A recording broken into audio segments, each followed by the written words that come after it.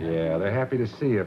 Must give you great confidence, obviously, but a great feeling to have 3 hit series, the only series you've ever been in, am I correct? Well, yeah, there was actually one in New York, a soap opera, before I came to California. But you didn't have any lines in that. Yes, I did. After the first 6 months, I did. Oh, describe the character in the soap opera. Well, she was the one that, her name was Daphne Harrod. She was a ghost. It was Dark Shadows was the name of the soap opera, if anybody remembers it. And she started out a ghost, and then she was brought back from the dead. But for the first 6 months, it was lucky I didn't have to talk because I was too terrified to speak anyway. But I beckoned. I mean, I could really beckon. Yeah. Stand and beckon and do that. You still beckon. Yeah. I'd beckon, and then someone terrible would come and take me away, and we'd go to a different time period, and it was really a lot of fun. You know, I was thinking, when I was reading some of the material, because I knew I was going to see you today, this has been your adult life, hasn't it? 12, 14, 16 hours a day. Absolutely, yeah. Compulsive? Well, yes, totally. I realized when I stopped Charlie's Angels, I didn't do series for a couple of years. And I realized that from the time I was 5 years old, when I started school, I had been told when to get up every morning, where to go then, what to do when I got there, when to have lunch, when to come back, what to do after lunch, when to go home, what to study, when to have dinner, and when to go to bed, from the time I was 5 until the time I was 30.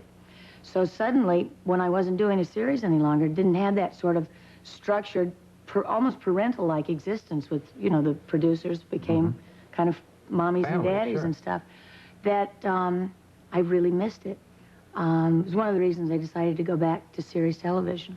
Although I was planning to go back to a half hour, which I eventually hope to do now anyway. Do now what, with this show? No, after Scarecrow. After Scarecrow. So you're plotting that already? Oh, sure. Yeah. Always thinking ahead. Yeah. Do a half hour. Because I've wanted to do that ever since I was, you know, 20, 21. But this show, when I was looking at scripts and talking to writers and things, because I'd already made an agreement with CBS to do a half hour, this script came across the desk that was a little thicker than the others, and I thought, uh-oh, that's an hour show. I don't even want to look at it. And I looked at the title, and when I saw Scarecrow and Mrs. King, I thought, I'm in big trouble. If I read this, I'm going to love it. I'm going to be doing another hour series. Yeah. And I did, and I'm glad. Well, the chemistry is so wonderful with you and Bruce. It's great fun. Beverly's marvelous. The entire cast is superb. And the crew. We have really got a lucky, happy situation there. I'm just enjoying. You know, I went to the Springsteen concert the other night, and I am enjoying the glory days. It's really fun. Yeah, it must be. Well, what is it about civilian life that's so troublesome, that urges you to get back into... I don't know, because I haven't been out in civilian life long enough to really find out. I really enjoy a structured existence, and that's not to say I don't want to have to make decisions. It's not to say I have to have someone always tell me what to do, because, as we all know, that doesn't usually happen very effectively. But... I just enjoy, I don't like to wake up in the morning and think, well, where will I have lunch or where will I play tennis? And I heard somebody say once that acting is the hardest profession in the world, but the reason we do it is because everything else is worse. And, you know, I just love it. And... You knew from the time you were 5 that you wanted to be an actress. I never remember making a decision. I just... But you remember signing autographs when you were quite young. How did you know that? You found that out. Yeah. I practiced signing my autograph. I also changed my name numerous times. My fantasy names were like Shannon and, Ashley and things like that, you know. Katharine Hepburn figured prominently, even though, have you met her yet? No. This is quite a story. You used to go and leave flowers on her doorstep? Yes, in New York, she was doing musical comedy Coco, about the life of Coco Chanel, when I was at the American Academy.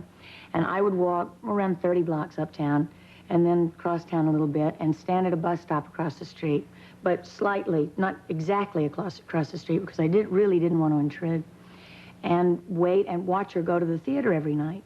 And then I can't remember, I think they were dark on Monday, so Sunday night she went to her family home in Connecticut.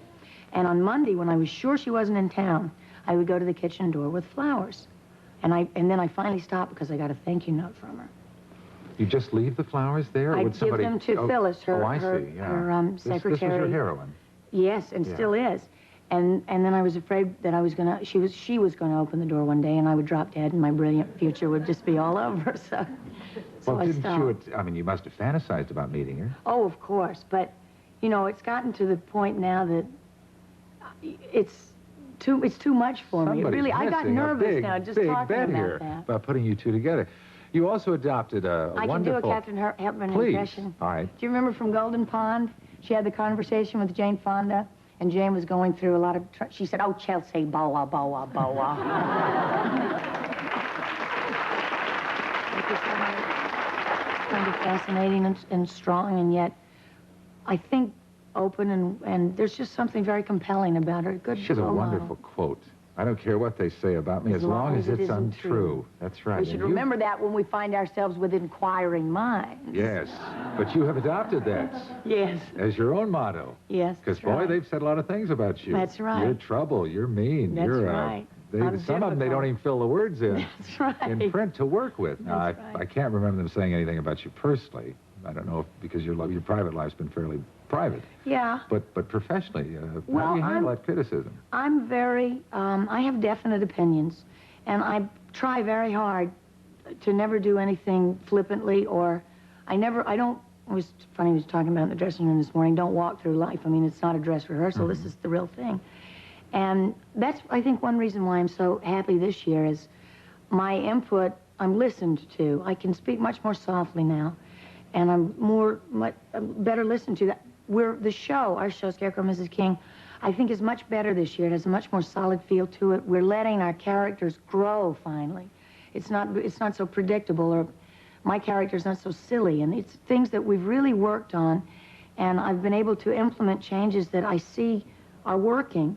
I would like to feel that for at least this 1 hour of television every week, I'd like to simply entertain you, you know? Don't have to teach you a great message or do anything else, just simply entertain you. And I think that's important. Oh, you've done it.